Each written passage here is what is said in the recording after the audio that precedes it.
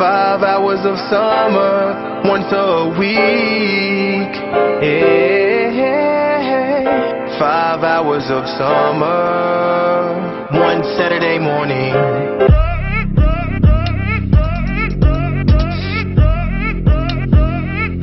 All right, it's time once again for yet another episode of Color Commentary, where we give you views from a different side. I, of course, am your host, Rashad, and I'm joined by my co-host, Chuck Taylor. What's going on, sir? What's up, guys? What's up, guys? What's up, guys? Yes. Make sure you like and subscribe. Want to be all in your lives. Yes, you got me with that dang goat, boy. You know what we're about to talk about. Yes, sir. Yes, sir. Yeah, I'm ready to get into this one. A little bit of Thor, Love, and Thunder. This one's been very divisive, so I'm curious to hear how you have thought about it. Of course, I know how you thought about it after you saw it. But now you've had some time to marinate on it, and knowing you probably have seen it again. I have not seen it again. I was going to say that it's the first time I think I haven't saw it again since we initially saw it. Because usually I see it with the kids or somebody else. I see it online, whatever. But I don't know. I haven't watched it again. Interesting. I wonder if there's a reason for that. So, Chuck, why don't you go ahead and break it down, sir, and tell us what you thought about this movie. Okay. To me, what I got out of Thor: Love and Thunder, I got a good message. It was entertaining. It was funny, and there was a lot of cool. They used a lot of cool action. Okay. So it had a good message. I got what I wanted out of the movie. Yeah, some plot holes. Yeah, the story could have been told a little bit better. I think they could have spent a little more time, developing the what's the Gore, the God Butcher, a little bit more. But I do not. Well, I guess one thing I can't say I don't like. I wish they wouldn't have cut it down so short. I don't know why Marvel made him cut the movie down so much. Because it definitely felt like it missed some parts. Like it was rushing through things to get to the end, and that kind of hurt it. But all in all, we sat through 4 hours of Justice League. We're good now. Yeah. I mean, I don't really understand that one. I don't know what Marvel and Feige and them were, because I heard that they said they wanted it cut down to a certain time. So I don't know. I gotta find that out. That's from sources, per sources. So they can show it more times in the theater. That's why they do that. Probably. But I mean, to me, seeing Thor going through all because Thor, to be honest, Thor be getting messed up. Like everybody he loved getting messed up. And his people, yes. The Asgardians had to catch it. His people were getting messed up. So going through the movie with him, it was kind of funny, like seeing him with the Guardians of the Galaxy at the beginning, and kind of having his Musa moment, and he's like, takes off his cape after he got, all buff and stuff again. And he's like, breaks their kingdom trying to save it. And it was hilarious. Like, to me, all that part was hilarious and funny. Like, and that got me into the movie. I don't want to talk about that. That makes me angry. Remember the priest? Sorry the priest. I don't want to talk. I'm sorry I broke your subject. But yeah, so once that got started and, and everything kind of got rolling, I enjoyed the movie. Like I thought it was a good movie to watch. Was it the best one ever? Like, is it the most memorable? Well, it wasn't better than the third one. I don't think it was better than the third one just because I think Loki is a big part of Thor. So to me, there were some parts in here. Not saying in this particular movie, just like not having him in the movie with Thor, it kind of felt a little lighter. Like it just didn't have the Loki side of things. The Loki just makes things better. Okay. He makes all the movies better. That's true. But I can say having the Stormbreaker and the near stuff was so funny. Like I was. What'd you say his name was again? What'd you say that name? Stormbreaker. The other The one. Mjolnir. Stormbreaker and Mjolnir. What's the thing called? You sound like Darcy from the second one when it flies by. Meow meow. Mjolnir. Say it again. Mjolnir. Okay, Mjolnir. Mjolnir. Okay. Thor another hammer. Like when he was trying to get it from Jane, he was like trying to get it to come from her. Right. And then Stormbreaker just like comes up and look. He's like, "Hey, I was just calling you." Right. That's like to me that was just like that was just so funny. That that was probably some of the funniest parts. And those darn goats, man. Them goats was hilarious. Ah! They were just screaming, like just randomly just screaming. Mm-hmm. But I would say I did like Lady Thor, but Jane.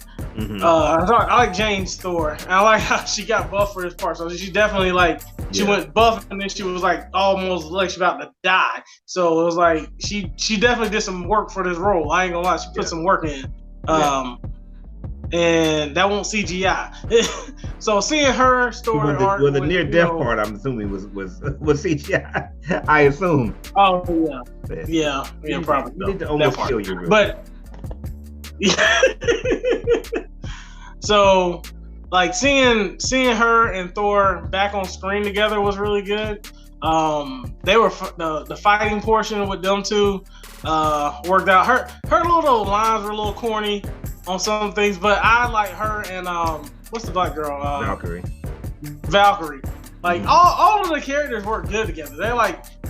The only thing I wish they would have kind of killed the Rock dude. Like, if Zeus would have killed him, I thought it would have been better. Yeah. Like, because it was like almost junk. He just killed. What's the Rock guy's name? Korg. Yeah, they would have killed him, and then Mjolnir. Thor just went crazy. Shut up, Thor just went crazy and like killed Zeus and did all his other stuff. Like to me, it would have made more meaning. But he was like, "Oh, I just need my head. I'm okay now." I was like, "Oh, that definitely took away." They killed old girl at the end though. They could have killed him. Yeah, but she always killing somebody in his life. That reminded me of Rise of Skywalker. Remember when we thought Chewbacca was dead? Like, oh, Chewbacca's dead! And the very next scene, he's good. Like, come on, bro. He's good. So I think they just missed some points that they could have like really connected with the audience. And I don't really think they stuck the landing all the way. Like the kids, when he turned all of them into Thor for the kids, and they all were like beating him with little toys and sticks. That was great. But then I thought about him like, well, he must have just learned that during his time away, because that could have been used on when he was fighting Thanos. Like he just turned everybody into Thor. They would have no problem taking out Thanos and his peoples. Right. Like, nobody would have a problem. Like nobody would mess with Asgardians ever again if they could just do that. Mm-hmm. So yeah, but I was like, yeah, he literally actually could have done that earlier in the same movie. yeah, in the same movie. You talking about when they were fighting the little dark thing? Yeah. So yeah, it's like, oh, he just finds new things that he can do, but then like he uses them at awkward times. Somebody said, I was watching somebody's channel and they said that was because he had the Thunderbolt. I mean, Zeus's Thunderbolt that he's able to do that. How would they know that? And like, he already has the Odin Force and everything else, don't he? Because that Odin ain't there. He gave it to him, didn't he? I don't think he did. I don't think he specifically gave it to him. Wow. I mean, he taught them. He made the other hammer. He gave that the because you got me feeling weird. I don't know how to say it right. He gave the hammer instructions to keep Jane safe. That's how she was able to use it. Yeah, so it definitely seems like those two things coincide. Like he told the hammer, "I need you to keep." He definitely gave the hammer some of his power by saying, "I need you to keep Jane safe." So it makes sense that he would be able to use that same ability to split his power amongst the kids for a limited time only.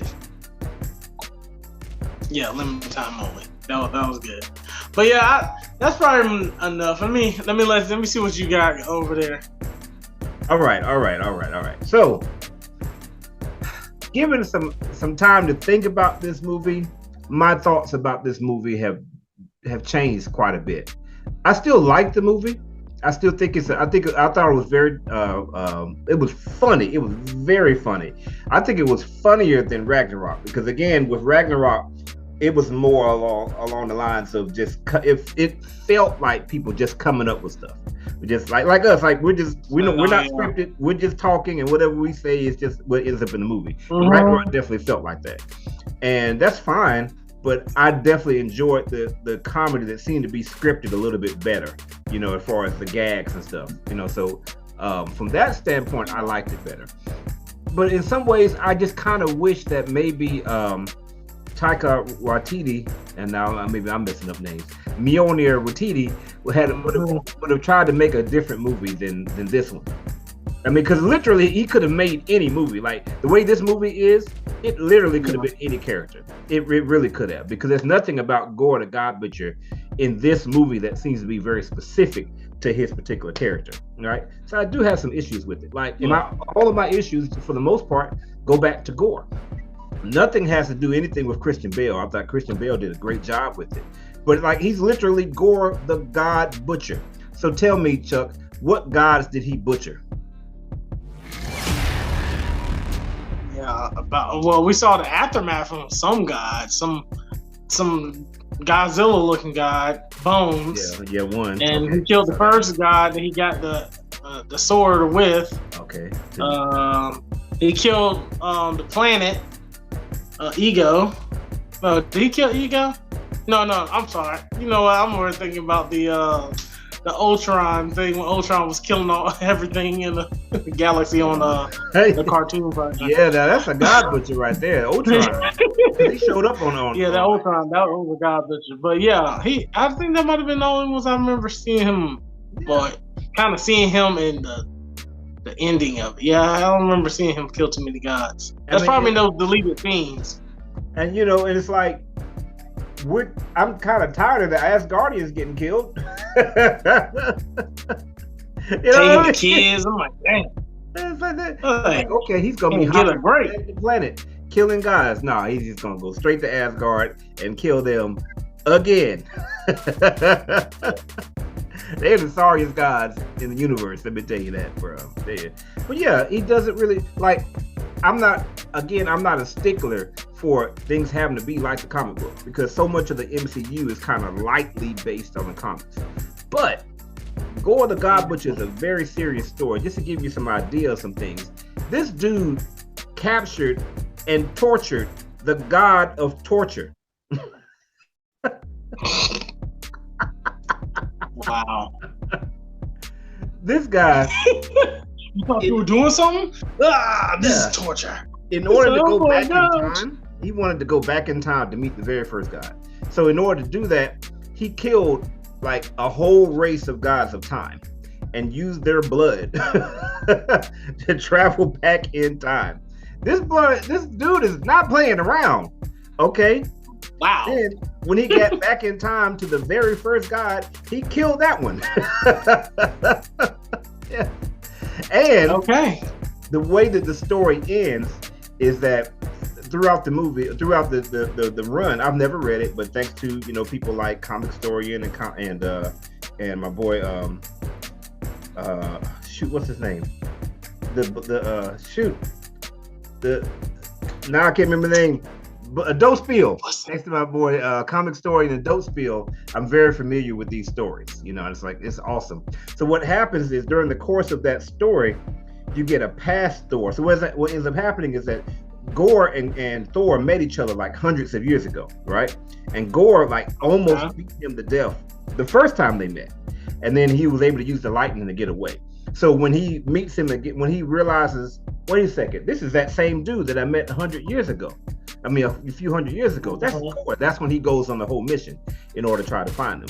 And he goes to the future to meet himself in the future as well. So in the end of the story, there's literally 3 Thors all ganging up to fight. and they still lose. Dang. So this dude is not playing around. So when we see the gore that we get in this movie, it's kind of like, all right.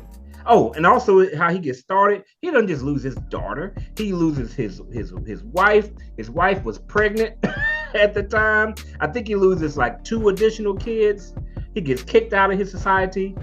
Like, it's a lot more pressing. And this movie, like you said, it seems so rushed. Like the whole thing at the beginning was just in 5 minutes, he's just like, not only am I mad at that God, it seemed to me like he would have been more so mad at that God and glad that he took vengeance on that particular one, instead of like, I'm killing every single God in the whole universe. That just seemed like a really big leap in a very short period of time. I told you, to me, that seemed like that was more the sword talking to him. So it kind of like used him being angry, but then once he got the sword in his hand, it was like the sword is kind of leading him, all right, kill all the gods. Like, I guess that's what it's made, to kill all the gods. I guess. So I guess. You know, for me, it what would like have the been better? ring. Huh? It's like the ring. The ring. You know, what would have been better is if we had spent a little bit more time with him. And I've said this before to you, you know, Loki is still one of the best villains in the MCU. And one of the reasons, if you go back to Avengers, we spend time with Loki. We spend several scenes with him.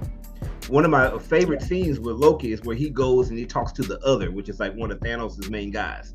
And they're talking about the army and stuff. And he's like, oh, you know, you ain't got nothing until I bring in, you know, the people. So chill out. And the guy's like, there's no barren moon where we can't find you. And he sends him back to Earth. And Loki's just sitting there, just pissed. And it's like, when you watch that, you're like feeling for Loki a little bit. It's like, yeah, you're the bad guy, but I kind of want you to win just a little bit.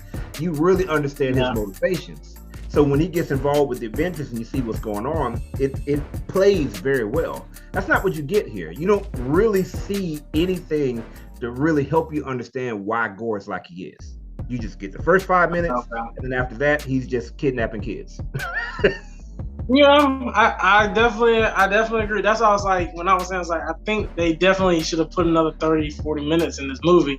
Yeah. And I'm like, because that 15 to 20 minutes that they could have really had him becoming the Gore, the God Butcher, what you're talking about, like that story, I already heard of the story, with the comic side of things. Like, I've seen a picture of it, and I know nothing about Gore the God Butcher at all. I'm like, well, so my slate is completely clean when I saw the movie, so I didn't have any type of expectations. But now that you told me that, I'm like, well, damn, they didn't do this dude justice at all, because that's intense, right? What you talking about? That would have been a great movie. Yeah.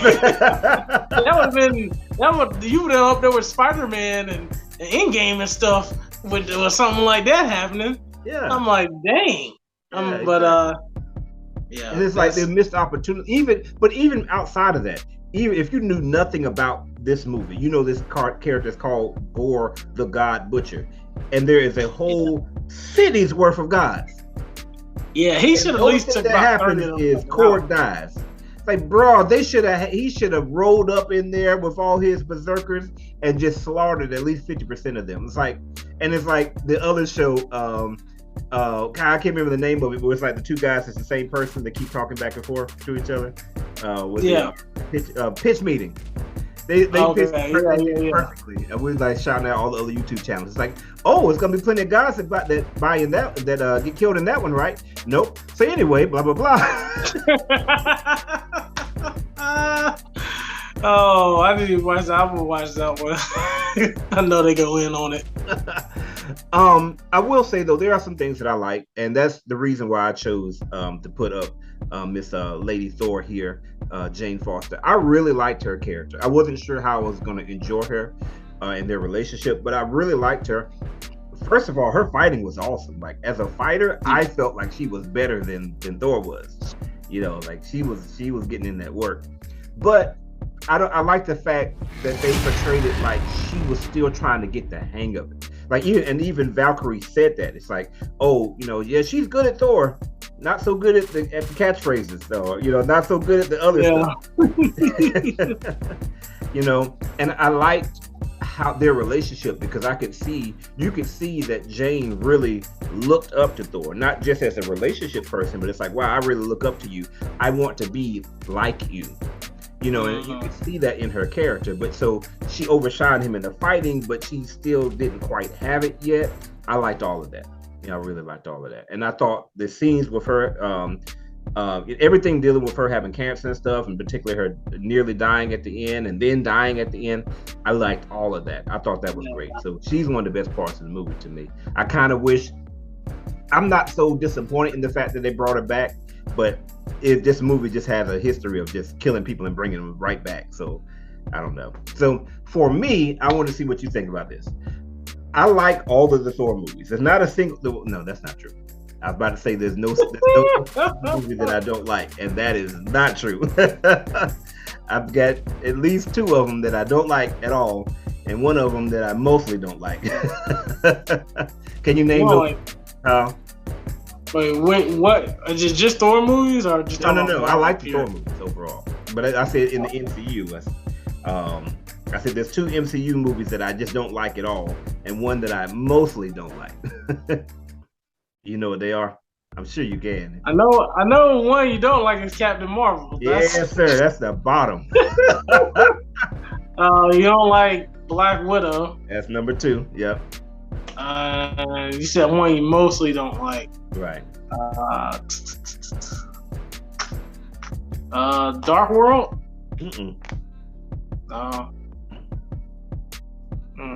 If you thought about it, you would realize. Came out last year. Galaxy? No, it came out last year. You've blocked it from your memory. What came out last year? See, exactly. See, ladies and gentlemen, he doesn't even remember the movie. That's how bad it was. Because I guarantee you remember every other one. Eternals. Oh damn! Yeah. But yeah, okay, makes sense. Yeah. Right? Yeah, it's not on the list here. Nah, it's These not are all on the the list. so, yeah, bro. If you wouldn't have said anything, I still would have been on here like 10 minutes later, still like, when was it? I forgot about Thanos. It's because that movie doesn't fit in the MCU whatsoever. No, it don't fit anywhere. Just dust it out, just like they did in Inhumans. Right. Inhumans. So it never happened. Son, there is still a giant face on the side of the planet. Nobody. What about that? Nobody's bringing that up. Nobody cares. So, I've liked all of the Thor movies, and I believe that Thor: The Dark World honestly gets a lot more hate than it deserves. It's probably one of the ones that are good. It's probably near the bottom, but I think it's still a good movie overall. I would say probably this one is my least favorite Thor movie at this point. I might need to see it again because again, it was very funny. Wow. The funniness of it made it really good. But given some time to let it marinate, like the first Thor movie was decent, but it's definitely got some really good stuff in it. You know, I just didn't like the ending. And Ragnarok is definitely good. I mean, Ragnarok's a solid movie. Thor: The Dark World is not great, but it's not bad, particularly with the stuff with Loki. All the stuff like you talked about with Loki, particularly when he cuts his hand off that first time, that was good. Yeah. So if it's not underneath Thor: The Dark World, it's right there for me. I probably need to see it again. Where would you rank this one in terms of Thor movies? Thor's, I'll probably say this one would. I think it'll be from the best would be Thor, the third one. What's the Thor? The Ragnarok. Mjolnir. Then I would say the first Thor. Okay. Then I would say Thor: Love and Thunder. Then Thor: Dark World. Okay. Would All be right. my least. So next to last. Okay. Yeah. So we can see.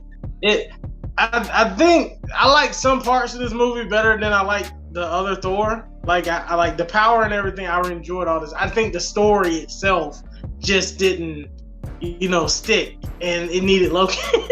Like I don't know, like Loki, man. It's like I don't know, just Loki coming back. Maybe like if they had like Loki or somebody coming back and helping him defeat something. Because now it's like I feel kind of bad for like he has nothing. Like everybody's dead. We even see his girl in the freaking afterlife with all his dead friends. Right. I'm like, bro, like what can Thor do now? I mean, I guess the dude that killed his wife or his girl's daughter. Right. And they go around. I mean, that will be a little awkward relationship. I'm like, yeah. But that's his actual daughter, though. You know that? Yeah, definitely. So, but yeah, that would be a little awkward relationship. Like, yeah, your daddy killed my girl, and my girl just want me to take care of you. Why didn't he just say, save you? Right. Okay. Save that one little girl. I don't know. I can just see Thor just like. Just sitting there just thinking. You gonna listen to what I say? God, let me get Stormbreaker. Oh, sorry. He was coming there with a pillow, like it could all be over. Right, exactly. So, we never did learn. They definitely did not leave this a good, I guess, vehicle for Thor. Like, I don't really see his place in the MCU at the end of this movie. Like, okay. He comes in to help fight the big bads that nobody can beat. Like, he gonna be like a Captain Marvel thing, basically, because he ain't got no friends on Avengers. All his friends dead, so everybody dead. Your mama remind me like that joke thing that Bills used to be on the internet when the kids were talking. He said, "Well, that's why your mama dead." Dang. She ain't good. That's what I look like when somebody talking to Thor, like, yeah, that's why your whole family dead. Right, exactly. Your brother dead, your daddy dead, your mama dead, your sister dead, your girl dead. I was like, dang, dead. Nobody. half. Your best friend dead. So we'll see. So, all right. MCU Phase 4 to me still is still treading down. It had a little peak with Spider-Man, and then Doctor Strange heading down, and Thor's like edging. That's kind of like a little steady track. So they need to have something to boost them up. I think that's really bad for Black Panther too, because like if you go to the TV shows. Like WandaVision had amazing views. I'm not talking about the quality of the show, anything. I'm just talking about how many people watched it. Like millions of people watched it. And then Winter Soldier was a little, not Winter Soldier, Falcon and Winter Soldier was a little less, but still good. Loki was right in that. So those three were all good, but slightly diminishing returns. Once you got to Hawkeye, it really went down, right? So by the time you went to Moon Knight, even though Moon Knight was arguably one of the best shows, the viewership was way down. And some of that was because this was the first time that we had a character that nobody knew anything about, because all those other characters had been in the movies. But I think some of that was because you get diminishing returns, and so now when the next one comes out, you don't want to watch it. So in this situation, if Doctor Strange was divided, and then Thor was divided. Now we get to, and you get all these TV shows, and people have different opinions about the TV shows. Now you get to Black Panther, and you already got a major thing happening with that. I don't think that bodes well, for Black Panther. I think the movie is fighting an uphill battle in terms of getting cheeks in the seats. Unless they do something big that get everybody out, all of us out again, rent out the theaters and stuff again. Unless they figure out some way to do that again, I'm kind of concerned about the movie. But we'll see. We'll see. It's November, so maybe we'll get the hype. We got the trailer should be coming out soon, so hopefully that can get us back ready to go. There we go. All right. Well, what do you guys think about all of this? Did you like, Thor: Love and Thunder? Have you heard about Gore? Let us know what you think. Leave a comment. And of course, you've got to